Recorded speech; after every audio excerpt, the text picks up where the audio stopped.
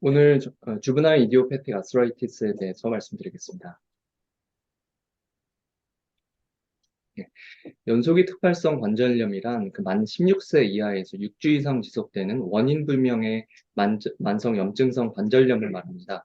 아직 원인이나 발병 기전이 정확히 밝혀져 있지 않고 증상이 좀 비특이적인 것이 특징이며 화농성 관절염이나 악성 종양의 경우 유사한 증세를 보이는 경우가 있어서 감별을 요합니다.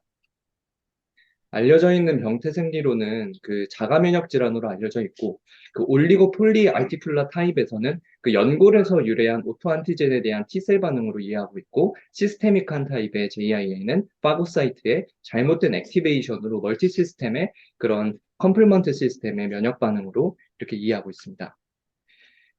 조직학적으로는 시노바이티스에서 시작해서 시노비얼 셀의 하이퍼플라지아, 그리고 하이퍼셀룰라 판누스 포메이션, 그리고 카틸리지와 본의 이로전으로 이루어지는 이런 변화를 겪게 되고, 스테이지는 크게 early, chronic, 그리고 accelerated skeletal maturation으로 나누고 있습니다. 각각의 스테이지에서 영상으로 살펴보겠습니다. 초기의 영상의학적 소견으로는 MRI에서 보시다시피 시노비얼 플루이드의 증가와 시노비얼 thickening, 그리고 본 이디마 소견이 초기에 나타날 수 있고, 엑스레이에서는 조인트 주변으로 소프티슈 스웰링이 나타나고, 일부 오스티오피닉한 체인지가 점차 이제 스테이지가 증가할수록 나타나게 됩니다. 더 인플레메이션이 진행하면 시노비움과 대식세포 등이 증식해서 펜누스 포메이션을 하게 됩니다. 이제 페누스라는 것은 이런 셀과 시노비얼 티슈가 티크닝 되는 모양을 말하고요. MRI T2에서는 하이퍼 인텐스하게 이런 라이스 바디라고도 불리는데, 이는 이제 크로닉 시노비얼 인플레메이션의 특징으로 TB나 PVNS 같은 질환에서도 나타날 수 있는 소견입니다. 크로닉 스테이지에서는 오른쪽 엑스레이처럼 국소적으로 카틸리지와 본이 침범돼서 페리페럴 이로전이 나타난 것이 특징이고, 에피피시스에서는 리머들링이 일어나서 한쪽 컨다일만 오버그로스가 발생할 수 있습니다. MRI의 이 세지탈에서 에피피셜 오버그로스가 발생하면 이 스포크 휠 패턴으로 바스큘러 서플라이가 증가해서 이넨스가 일어나는 모습을 볼 수도 있습니다. 추후 이러한 변화는 그로스 플레이트의 어얼리 클로저를 초래할 수 있습니다. 그리고 부착부염 연관 타입에서는 세이크로 일리아이티스가 나타날 수 있는데, 왼쪽은 노멀 SI 조인트를 말하고 우측은 SI 조인트의 그런 스클레러틱 체인지와 이로전 소견이 관찰됩니다. MRI에서 보면은 일리움 쪽으로 이로전을 볼 수 있습니다. 그래서 분류에 대해서 말씀드리겠습니다. 먼저 용어를 정리하면, 예전에는 주브나일 류마토이드 알스라이티스로 불렸다가 이것이 이제 이디오패틱으로 JIA로 정식 명칭이 바뀌었고, 분류는 현재 일라 클래시피케이션을 따르고 있습니다.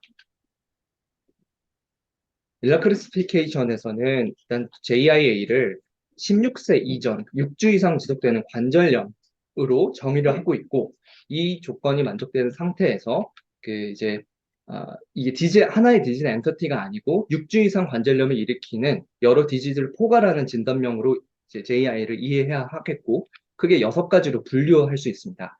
먼저 침범하는 관절의 개수에 따라서 4개 이하이면 올리고 5개 이상이면 폴리로 분류합니다. 또한 부착부염과 연관되어 나타나는 타입이 있고, 이 유형에서는 HLA B27이 양성이 나타날 수 있습니다. 건선 피부염이 동반되는 유형, 그리고 피버와 래시, 히파토스플레노메갈리 같은 시스테믹 심텀을 동반하는 유형, 마지막으로 앞서 5가지 어떤 진단도 충족하지 못하거나 여러 진단 기준을 동시에 충족하는 이런 6가지로 분류할 수 있습니다. 그래서 류마티스 관절염이 의심되는 소아를 만났을 때 기본적으로는 CBC, ESR, CRP, 그리고 이런 류마티스 인자와 엑스레이를 평가를 하게 됩니다. 올리고에서는 가장 이제 흔하고 여자에서 많으면 안과적 합병증을 나타나는 것이 주된 특징이고, 주로 족관절과 슬관절을 침범하며 전형적인 케이스를 하나 보도록 하겠습니다. 14세 나만이고 우측 손목을 통증의 온셋은 6주 이상이었습니다. 엑스레이상 특이사항은 손목에 없었고, MR을 봤을 때 카팔 조인트 주변으로 시노바이티스가 관찰됩니다. 캐피테이트에 이런 이디마 소견도 보였고, 랩에서는 특이 소견이 없었습니다. 정리를 하면 아까 정의대로 16세 미만이고 6주 이상 지속되는 손목에 국한된 관절염입니다. 랩은 정상이고 이런 경우 올리브 알스라이티스 타입을 생각할 수 있고 추가적인 힌트가 만약 문제에서 주어진다면 안테리오 우베아이티스 같은 것을 줄 수도 있습니다. 두 번째 케이스로 폴리알스라이티스 타입의 경우 5개 이상의 관절염을 침범하는 게 특징이고 스몰 조인트와 라지 조인트가 고루 섞여서 양측성으로 나타나는 것이 주된 특징입니다. 류마티스 그 팩터가 양성인 경우는 안 좋은 예후인자를 말하며 음성인 경우는 그 우베아이티스와 연관된다고 알려져 있습니다. 그래서 전형적인 임상상을 보여주는 그림이고 여러 가지 다관절을 양측성으로 라지 조인트와 스몰 조인트를 그리고 류마토이드 음성의 경우는 이런 우베아이티스나 안과적 합병증을 동반하는 게 특징입니다. 케이스를 보겠습니다. 12세 남한이고 한 달 전 발생한 좌측 발목 통증으로 내원했습니다. 그 레프트 앵클 메디얼 사이드로 이렇게 석실 스웰링이 보이고 앵클 조인트 뒤쪽으로도 스웰링이 보입니다. 약을 써도 큰 호전이 없었고 경과 관찰하면서 앵클 조인트 외에 풋 그리고 핸드 등 다른 부위의 관절염이 병발하였습니다. MR에서는 인터타살 조인트와 메타타살 본 주위로 시노바이티스가 확인이 되고 랩에서는 약간의 ESR, CIP 증가 그리고 류마토이드 팩터 양성, 안티CCP가 양성으로 확인되었습니다. 그래서 정리를 하면은 5개 이상의 여러 가지 관절이 침범됐고 류마토이드 팩터나 안티CCP 같은 류마티스 표지자 양성에서 폴리알스라이티스 타입을 의심할 수 있습니다. 세 번째 케이스 말씀드리겠습니다. 부착부염 연관 유형은 남자에서 흔하고 다시 두 가지로 이런 연속이 강직성 척추염과 그런 크론이나 유씨와 동반되는 염증성 장질환 연관 유형으로 나눌 수 있습니다. 대표적인 부착부염 위치로는 왼쪽 절에 아킬레스 텐더 인설션 부위가 있고 이군에서는 그런 우베아이티스가 잘 병발하고 주로 하지의 관절에 이제 침범한다는 것을 알 수 있습니다. 케이스를 보겠습니다. 16세 남한으로 3년 전 좌측 발목 그리고 뒤꿈치에 통증을 호소하며 내원했고 디딜 때마다 아프다고 하였습니다. 엑스레이 AP에서는 특이 소견은 없었고 라테랄에서는 그 플랜터 파시아의 칼카니우스 인설션 부위로 오스티오파이트가 관찰되었습니다. 그 이전 타원에서의 MR에서 앵클 조인트의 시노바이티스 소견과 플랜터 파시아 인설션 부위로 부착부염 소견이 관찰됩니다. 그리고 그 이후에 최근 3개월 전 찍은 MRI에서도 칼카니우스의 엔티사이티스 소견과 본메로의 이디마 소견이 관찰됩니다. 펠비스 엑스레이에서는 보스 SI 조인트 스페이스에 약간의 오블리테이션이 관찰돼서 MRI를 찍었는데 SI 조인트에 모니 이로전은 없었고 이 부위에 통증도 없었습니다.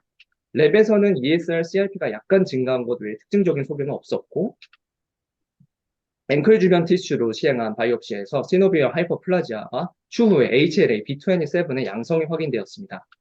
정리를 하면 16세 미만의 나이로 6주 이상 지속되는 관절염과 부착부염이 동반되었고 HLA B27이 양성인 케이스로 이 경우 부착부염 연관 JI를 생각할 수 있겠습니다.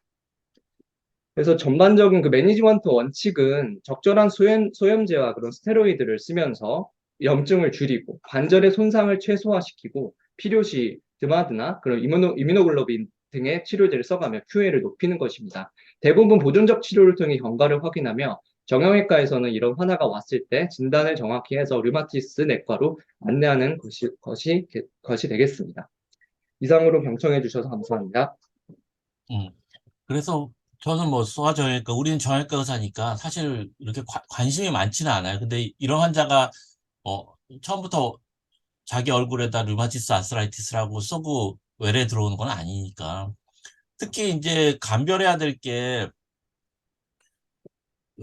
세프틱 조인트와 감별해야 될 경우가 좀 곤란해요. 그러니까 류마티스 아스라이티스인데 뭐 올리고 타입이다. 그럴 때 뭐 아스피레이션을 해보면 뭐 또 애매하고 WBC 애매하고 뭐 이럴 때 이제 이런 류마티스 아스라이티스의 어떤 전형적인 세팅이 있다 그러면 좀 더 그쪽으로 더 생각을 할 수 있겠죠. 그거 세프틱 조인트하고 감별. 나중에 이제 OM과 관절, CRMO 같은 경우도 이제 OM과 이제 감별을 해야 되는데 지금 CRMO 같은 얘기는 안 나왔고, 하여간 인펙션이라서 빨리 수술적 치료가 필요한 거하고 아닌 거하고 이제 감별해야 되는 게 중요합니다. 또 이제 또 하나는 이제